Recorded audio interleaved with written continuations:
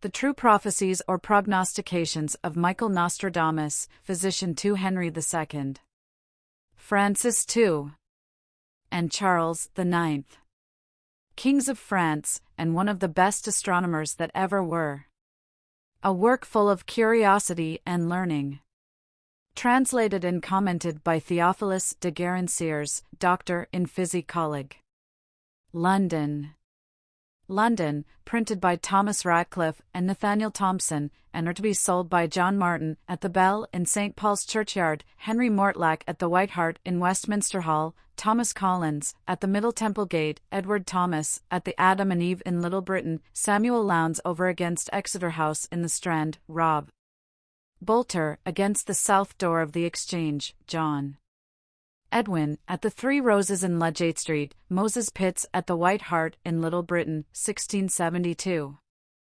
To the courteous reader, before thou goest on further to the perusing of this work, thou art humbly entreated by the author to forgive him his Anglicism, for being born a foreigner, and having had no body to help him to the polishing of it, for several reasons, it cannot be expected he should please thine ears, so much as he may perhaps do thy fancy. Every exotic plant can hardly become domestical under 1 or 2 generations. Besides that, the crabbedness of the original in his own idiom can scarce admit a polite eloquency in another. The very anti- English language in this refined age is become both obsolete and unintelligible, as we may see in Chaucer, Gower, and others. If you add to this, that the author's nation hath been always famous for its civility to those that were strangers to their language, as not only to abstain from laughing at them when they spoke amiss, but also in redressing them charitably to the best of their power. I may probably expect you will measure me with the same measure, as you would be if you were in my case. As for the erratas of the press, I could not help them, being out of town most part of the time that the book was a-printing. When you meet with any, I hope your charitable pen will either mend or obliterate them, and not lay another man's fault upon me, who neither for pride nor ostentation undertook this laborious work, but that it might give some satisfaction and recreation to the learned and curious, who have had a longing for it ever since its birth. Farewell. The Preface to the Reader. Reader, before I speak anything of the author, or of his works, I think it convenient to speak something of myself, and of my intention in setting out this translation, with my annotations. The reputation that this book hath amongst all the Europeans, since its first coming out, which was in the year 1555. And the curiosity that from time to time the learned have had to see the mysteries contained in it, unfolded, is a sufficient warrant for my undertaking. Many better pens, I confess, could have performed this work with better success, but not with greater facility than I, having from my youth been conversant with those that pretended or endeavored to know something in it. Otherwise, it would have been impossible for a man of my profession to wade through it. This book was the first after my primer, wherein I did learn to read, it being then the custom in France, about the year 1618. To initiate children by that book, first, because of the crabbedness of the words, secondly, that they might be acquainted with the old and obsolete French, such as is now used in the English law, and thirdly, for the delightfulness and variety of the matter, so that this book in those days was printed every year like an almanac, or a primer for children. From that time, without any other study than reading of history, and observing the events of the world, and conversing with those that made it their study, some of which were like to run mad about it, I have attained to so much knowledge, as to bring it into a volume. The book is written in the nature of prophecies, digested into old French verses, most of which are very hard to be understood, and others impossible at all, whether the author did affect obscurity, or else wanted the faculty to express himself, which is the cause that it could not be rendered into English verses, it being troublesome enough to be understood in prose, as the reader will find. That's the reason that I have translated it almost word for word, to make it as plain as I could, as also because the reader, if curious of it, may benefit himself in the knowledge of the French tongue, by comparing the English and French together. The rest that can be said upon this subject, you shall find either in the author's life, or in the apology made for him.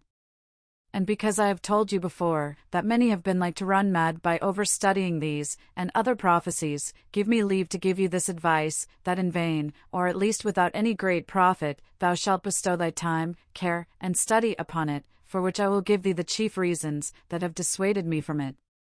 The first is, that the thing itself, which you may think to understand, is not certain in itself, because the author disguiseth it in several manners, sometimes speaking a double sense, as that of the ancient oracle.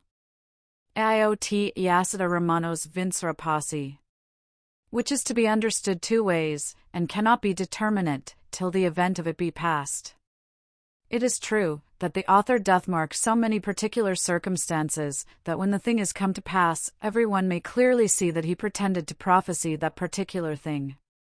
And besides he doth sometimes deliver the thing in so obscure terms, that without a peculiar genius, it is almost impossible to understand it. The second is, that though the prophecy be true in itself, yet no body knoweth, neither the time, nor how. For example, he plainly foretelleth, that the Parliament of England should put their king to death, nevertheless no body could tell, nor when, nor how, till the thing was come to pass, nor what king it should be, till we had seen it. The third is, that he marketh the times with astrological terms, viz. when such and such planets shall be in such and such signs, but as those planets are often here, and go out of it, and come there again, no certain judgment can be made of it. The fourth is, that many times he giveth some peculiar circumstances to those he speaketh of, which may be found in others. Thus the royal firstborn might have been applied to Louis XIII, to Louis XIV, to the firstborn of Philip II, and Philip III, King of Spain, and to kings of England, father and son. Nevertheless, we find that this word royal firstborn was intended for Henry IV, grandfather on his mother's side, as we shall shew hereafter. This being so, it cannot be expounded, but after the event. The fifth is, that the knowledge of future things belongeth to God alone, and no body can pretend by any study to have a certain acquisition of it in all its circumstances. The sixth is, that the orders of God's providence, which cause the several events in all states, will not permit that men should have a public notion of his designs. Sometimes he revealeth them to his servants, or to some particular men as he pleaseth, but he will not have them to be known among the common sort of men. The seventh is the experience we have had of many, who pretending to understand the author, have made a quantity of false prophecies, expounding the stanzas according to their fancy, as if God had given them the same understanding that he gave the author. And what ought to confirm us more in this point, is, that they have expounded some prophecies, as if they were to come to pass, which were past already, by which we see the darkness of humane wit, who without authority pretendeth to bite into the forbidden fruit of knowledge.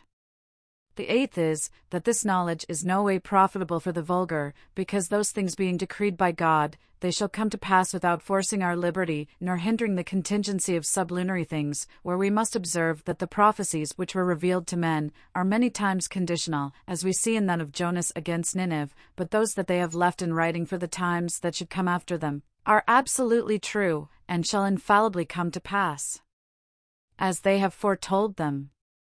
This no ways hindereth, but God may reveal some secrets of his to private men, for their benefit, and that of their friends, without imparting it to the vulgar, who maybe should laugh at them. The ninth is, that God hath peculiarly reserved to himself the knowledge of times. Daniel, by a special favor, knew the end of the Babylonian captivity, and the time of the Messiah's birth, and yet the interpreters can scarce yet expound clearly the meaning of the 70 weeks of Daniel, and we see, that since 1600 years ago, holy men, from age to age, have foretold the proximity of doomsday, and the coming of Antichrist. The 10th is, that the foretelling of future things in this author is for the most part included in business of state, and one might be guilty of a criminal temerity if he would discover things that concern us not, and the concealing of which is commended by all prudent persons, seeing that we owe respect, love, and submission to those that bear rule over us. For these reasons, dear reader, I would not have thee entangle thyself in the pretensions of knowing future things. If you have light concerning them, keep thine own secret, and make use of it for thyself, preserve peace, and let the Almighty govern the world, for he can turn all things to his glory, and may when he pleaseth, raise up some wits that will make known unto us what we desire, without any further trouble to ourselves. Before I make an end, I cannot but acquaint thee for gratitude's sake, of my obligation to several persons, which have lent me books, to help me towards the finishing of this work, as namely that worthy gentleman, and the honour of his profession Mr. Francis Bernard, apothecary to St. Bartholomew's Hospital, and Mr. Philip Auberton gentleman, belonging to the Right Honourable the Earl of Bridgewater. Farewell.